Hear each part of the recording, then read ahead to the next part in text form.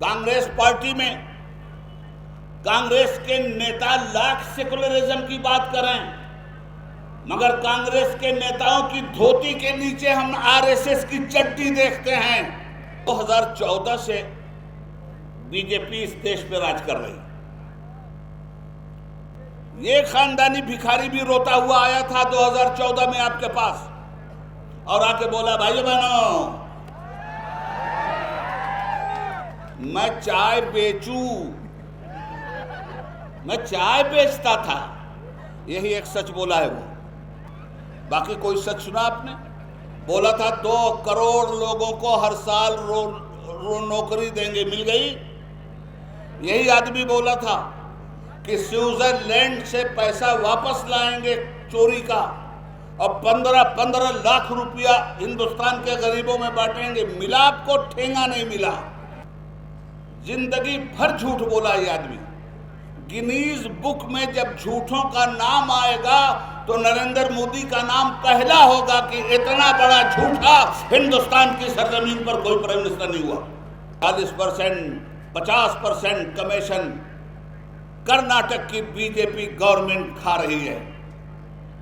2 बोटी बकरे का गोश्त देकर पूरा बकरा खाने वाली पार्टी है ये बीजेपी। हुमनाबाद एक तारीखी सरजमीन है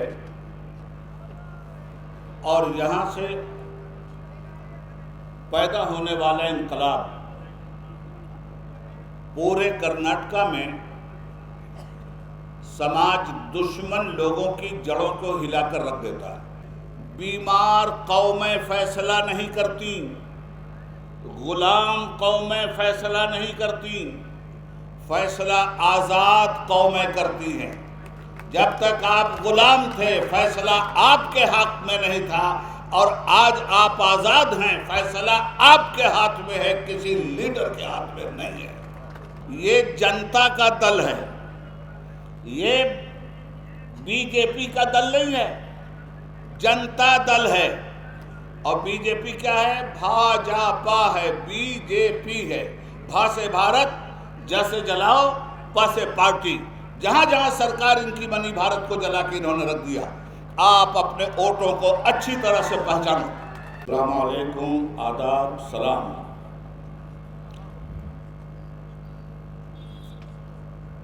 सदर इजलास जनाब कुमारस्वामी साहब, साबिक चीफ मिनिस्टर ऑफ कर्नाटका, बरदर मोहतरम जनाब सीएम इब्राहिम साहब, सदर जनता दल कर्नाटका,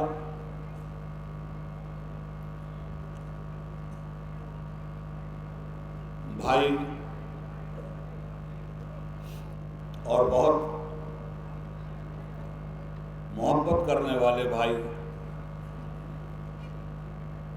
स्टेज पर बैठे हुए सारे बुजुर्गों,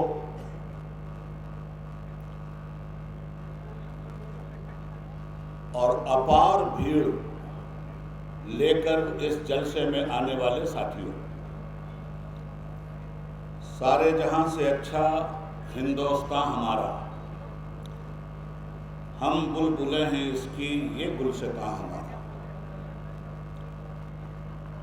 मजहब नहीं सिखाता आपस में बैर रखना, हिंदी हैं हम, वतन है हिंदुस्तान हमारा।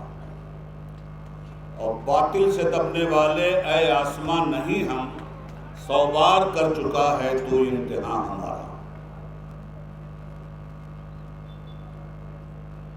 बुजुर्गों और साथियों, ये पहली जनसभा इतने बड़े पैमाने पर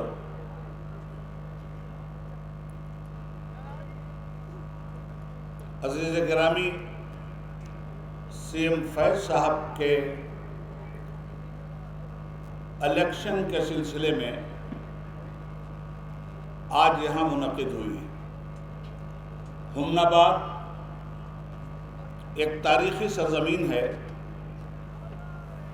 और यहाँ से पैदा होने वाला इनकलाब पूरे कर्नाटका में समाज दुश्मन लोगों की जड़ों को हिलाकर रख देता है।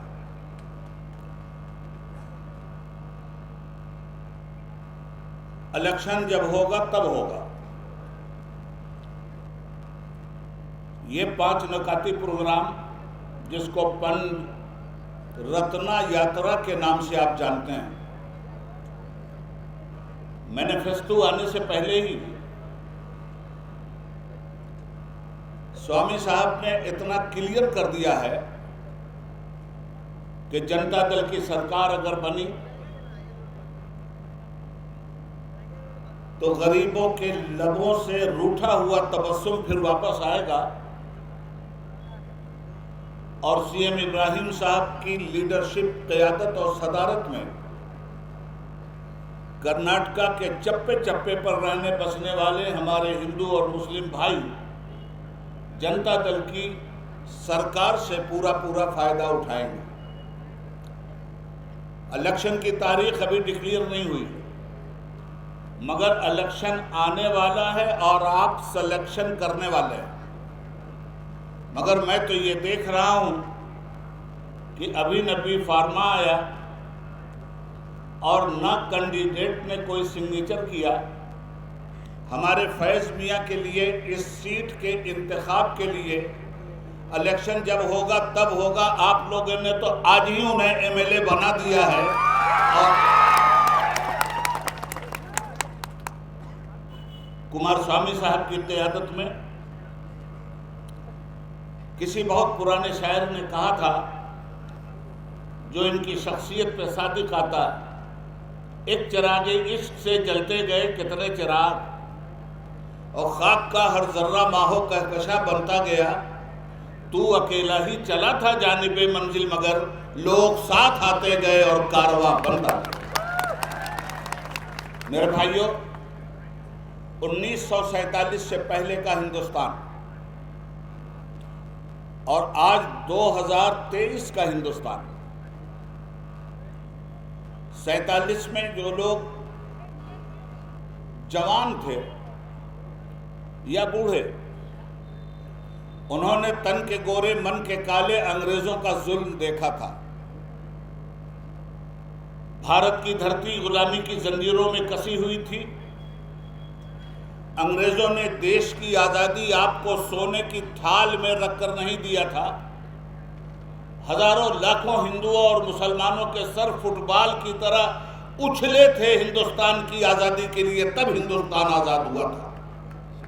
आज ये जो आप नारे लगा रहे हैं, आज ये जो इलेक्शन और सिलेक्शन की बात हर 5 साल के बाद हो रही है, क्या 1947 से पहले आपको यह हक था इस तरह से जलसा करने का? क्या हक था आपको इलेक्शन और सिलेक्शन का? बीमार कौमें फैसला नहीं करती, गुलाम कौमें फैसला नहीं करती, फैसला आज़ाद कौमें करती हैं। जब तक आप गुलाम थे, फैसला आपके हाथ में नहीं था, और आज आप आज़ाद हैं, फैसला आपके हाथ में है, किसी लीडर के हाथ में नहीं है। बैठे नेता स्टेज पर, कोई फर्क नहीं पड़ता।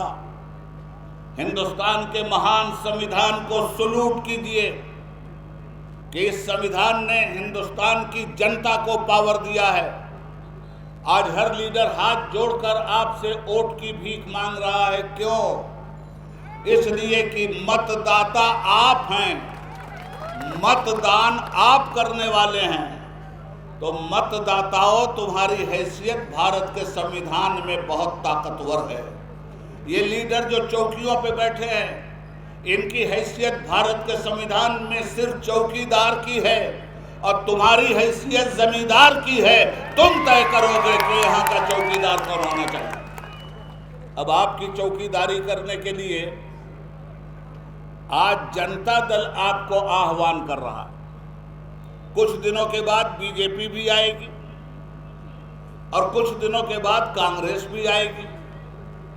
हर पार्टी आपके पास आकर आपका मत मांगने की रिक्वेस्ट करेगी, मगर केस जब लड़ा जाता है ना तो कोर्ट में हर पक्ष का वकील लड़ता है और अपना अपना पक्ष रखता है और अदालत सबकी सुनती है और अदालत अपना फैसला महफूज कर देती है। फिर अदालत कहती है कि फला तारीख को हम फैसला सुनाएंगे और सब लोग परेशान रहते हैं, खुदा जाने फैसला हमारे हक में आएगा या नहीं आएगा।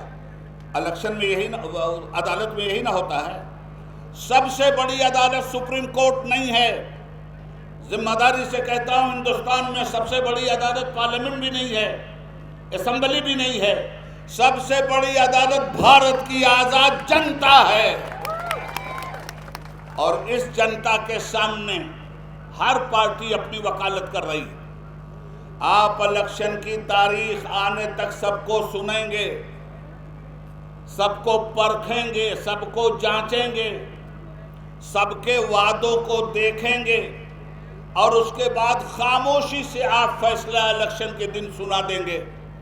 रिजल्ट किसके हक में आएगा वो फैसला आपका होगा। तो वोट की कीमत को समझिए। आज मैं बिल्कुल नई बात कहने जा रहा हूं। वोट की हैसियत को समझिएगा। हमारे देश में वोट की हैसियत को समझा नहीं गया। शराब की एक बोतल पे वोट बेचा जाता है, लाख 2 लाख रुपए की रिश्वत पे वोट बेचा जाता है। हमारे घर में 10 लोग हैं तो गरीब आदमी हमारा कहता है 10 दूना 20,000 रुपया दे दो, हमारा 10 वोट तुम्हारे पास होगा।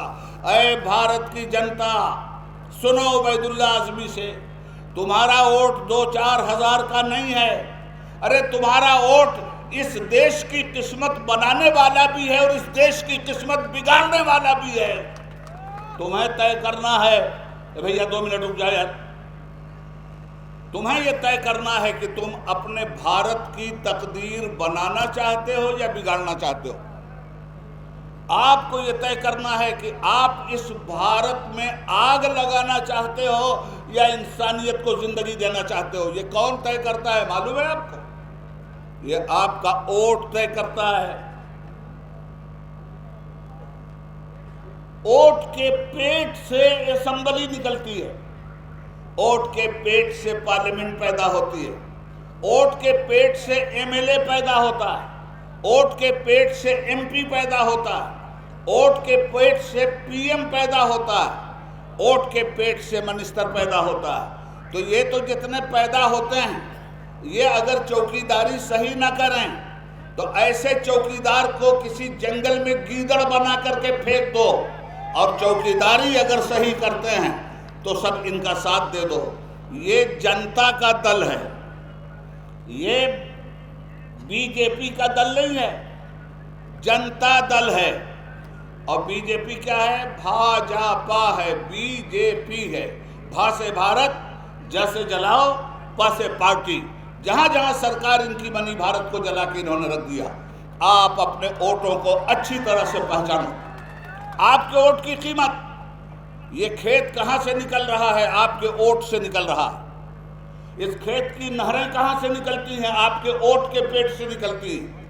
ये इंजीनियरिंग कॉलेज कहां से निकलता है? वोट के पेट से निकलता है। ये मेडिकल कॉलेज कहां से निकलता है? वोट के पेट से निकलता है। ये हिंदुस्तान की तरक्की और तमद्दुन कहां से पैदा होता है? वोट के पेट से पैदा होता है। खेत हरियाली में आते हैं वोट के पेट से। तो जब वोट के पेट से हर चीज पैदा होती है तो आपका वोट क्या इतना सस्ता है कि 2-4 हजार रुपये पे और शराब की एक बोतल पे अपना वोट आप बेच दीजिए? याद रखिएगा, आपका वोट इस भारतवर्ष को जला भी सकता है और बचा भी सकता है। इस कर्नाटका में आग भी लगा सकता है और लगी हुई आग को बुझा भी सकता है। इसलिए फैसला कीजिएगा कि देश में आग लगाने वाली कौन सी पार्टी है जो आपसे वोट मांग रही है, और देश में आग बुझाने वाली कौन सी पार्टी है जो आपसे वोट मांग रही है। देश में हिंदू मुस्लिम के बीच में दीवार खड़ा करने वाली कौन सी पार्टी है जो आपसे वोट मांग रही है, और देश के हिंदुओं और मुसलमानों के बीच में खड़ी हुई दीवार तोड़ने वाली कौन सी पार्टी है जो आपसे आपका वोट मांग रही है? इस देश में वोट के जरिए नफरत को भी ताकत मिलती है, वोट के जरिए मोहब्बत को भी ताकत मिलती है।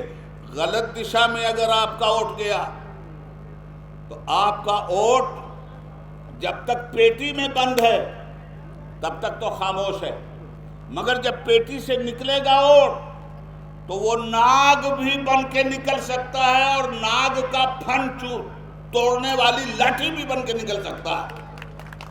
जब तक वोट पेटी में है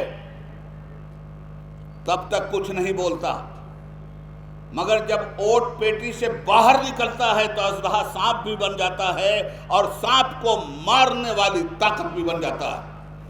आपका वोट गलत दिशा में अगर हो गया, आग लग जाएगी संसार को। अब आपका वोट जो गलत दिशा में जा रहा है वो वोट पेट्रोल बनकर निकलता है जो कर्नाटका को जलाता है। आपका वोट अगर जनता दल के पास आता है पानी बन के निकलता है जो आग को बुझाता है। फैसला करना आपको है मेरे भाई। कैसी कैसी पार्टियां हैं, सबका चरित्र देख लिया आपने।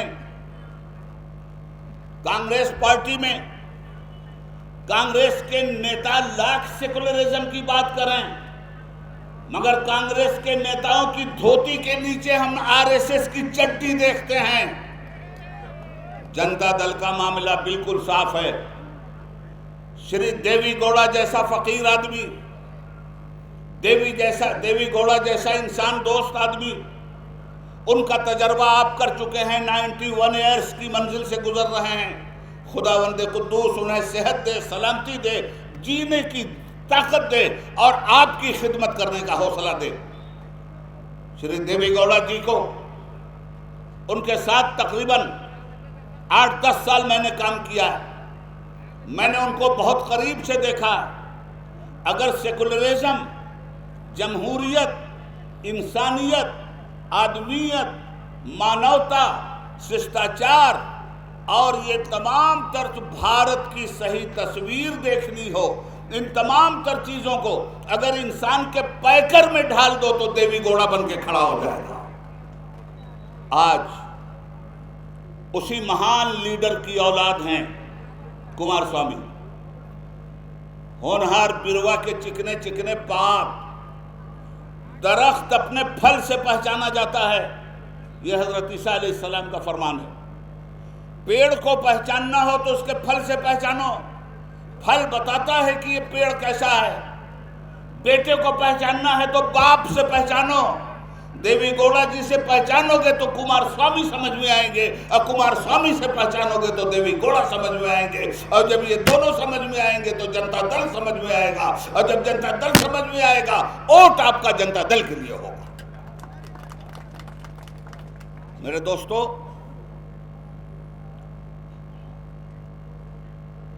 तो 2014 से बीजेपी इस देश पे राज कर रही।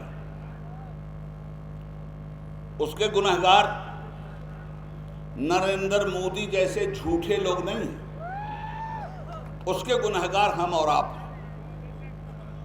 भारत की जनता बड़ी दयालु है। कोई रोता हुआ आया उसके दामन में भीख डाल देती है। ये खानदानी भिखारी भी रोता हुआ आया था 2014 में आपके पास और आके बोला, भाइयों बहनों, मैं चाय बेचता था। यही एक सच बोला है वो। बाकी कोई सच सुना आपने?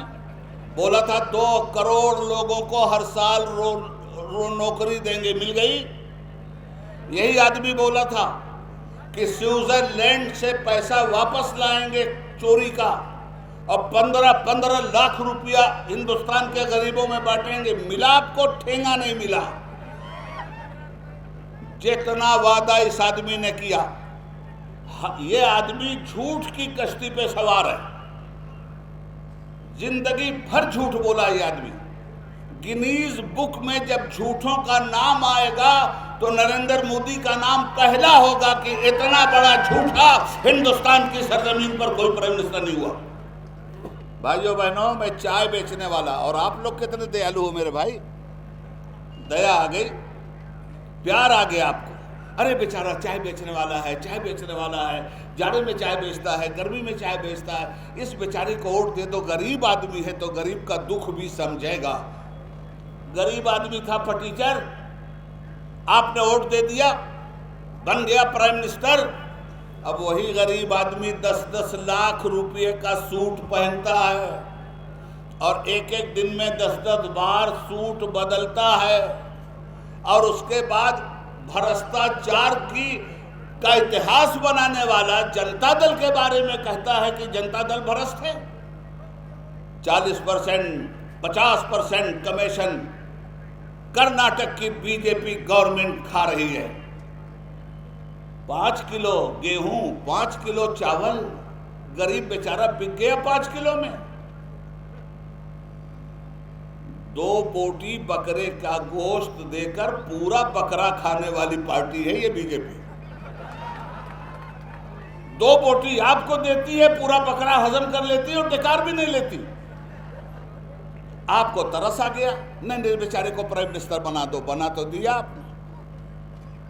मेरे भाई, अगर ऐसे ही गरीब पर तरस आना था, चाय बेचने वाले पर, तो ठेला पे केला बेचने वाले भी तो थे, परचून की दुकान लगाने वाले भी तो थे, ठेला पे अमरूद बेचने वाले भी तो थे। अरे यार, अगर चाय बेचने वाले पे दया आई थी तो कम से कम उस पान बेचने वाले को प्राइम मिनिस्टर बना दिया होता। जो पान बेचता है वो भी पूछ के चूना लगाता है, इस आदमी ने बिना पूछे हुए पूरे देश को चूना लगा के रख दिया। क्या ऐसी ही सरकार फिर चाहेंगे आप? एक बात बड़ी ऊंची कहने जा रहा हूं, और आखिरी बात, जनता दल पर ब्लेम लगाया गया और वोटरों को बहकाने की कोशिश की जाती है, क्या कह के? ये जनता दल, ये बीजेपी की बी टीम है। अच्छा, आज हम साबित करेंगे कि बीजेपी की बी टीम है कौन। ये कांग्रेस से 13 एमएलए तोड़ के जो बीजेपी ले गई, और हमारे यहां भी 2 गद्दार पैदा हो गए। वीपी सिंह की गवर्नमेंट को गिराने के लिए यही कांग्रेस थी जिसने पार्लियामेंट में बीजेपी के साथ मिलकर वोटिंग किया और जनता दल की सेकुलर सरकार को गिराया। इसलिए कांग्रेस को भी आप पहचान लीजिए अच्छी तरह से, बीजेपी को भी अच्छी तरह से पहचान लीजिए। और मैं आपसे ये रिक्वेस्ट करके जाना चाहता हूं, इतना वोट दीजिए जनता दल को, इतना वोट दीजिए कि कुमार स्वामी साहब आपके सच्चे चौकीदार की हैसियत से जितने वादे आज पंच रत्ना यात्रा में वो कर रहे हैं, हर वादे का ख्वाब शर्मिंदा ताबीर हो सके। खुदा आपको अच्छा रखे। हिंदुस्तान जिंदाबाद, कर्नाटका जिंदाबाद।